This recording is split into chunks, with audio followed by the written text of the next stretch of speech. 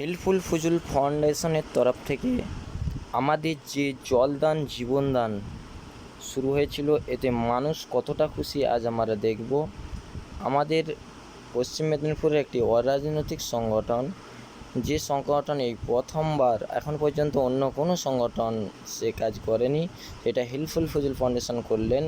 উত্তপ্ত গরমে পথের আরোহীদের জন্য জলদান জীবনদান যে করলেন, সেইটা আমরা দেখব মানুষ কতটা খুশি এই জল ও পানি পাওয়ার সংগঠন থেকে যে জলদান বিতরণ হচ্ছে। আজ তার শেষ দিন, আমরা মানুষের দেখব কে কেমন কি বলে। এই যে সংগঠন তরফ থেকে যে জলদান দেওয়া হচ্ছে, এই সম্বন্ধে তোমার কি?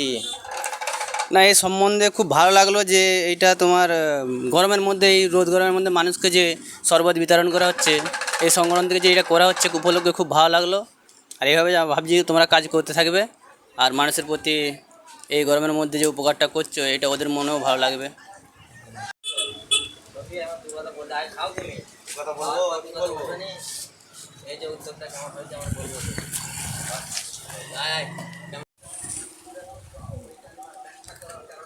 ওধারে খানিগুলো দে, সব একসাথে দাঁড়িয়ে যায়নি। ঘিরে দে। এই যে উত্তপ্ত গরম, এই গরমের কারণে আমাদের হেল্পফুল ফুজুল সংগঠন টানা 3 দিন ধরে এই যে পানি ও জল বিতরণ করছে। এইটা প্রোগ্রামটা আপনার কেমন লাগছে? খুব ভালো লাগছে, খুব ভালো লাগছে। মানুষের এই গরমে জীবন ঠান্ডা করছে, মানে খুব ভালো কাজ। এই ভালো কাজের জন্য ধন্যবাদ তোমাদেরকে।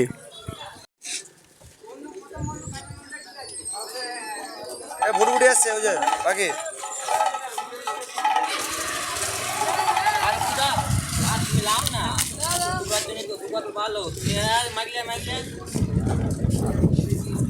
এই যে আমাদের হেল্পফুল ফুজুলের তরফ থেকে যে উদ্যোগটা নেওয়া হয়েছে, 3 দিন ব্যাপী উত্তপ্ত রোদের কারণে যে প্রোগ্রামটা হয়েছে, আপনার কেমন লাগছে প্রোগ্রামটা? ভালো, খুবই ভালো লাগে।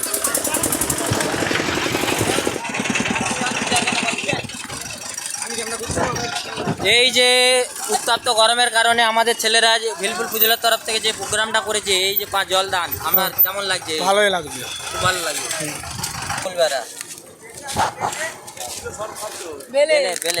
চার কথা বলে যাও। এই আমাদের হেল্পফুল ফুজুল ফাউন্ডেশনের তরফ থেকে 2-4 কথা বলো।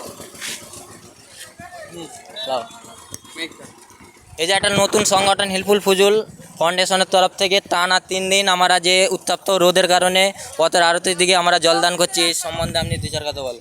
খুবই ভালো, ইসলামের কাজ করা সবই ভালো। আর এই কাজটা করছো, এই যে রোদ গরমে মানুষের রোদ গরমে খুবই উপকার।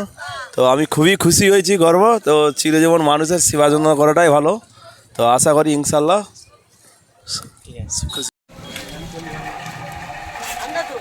হ্যাঁ, ঠান্ডা আছে।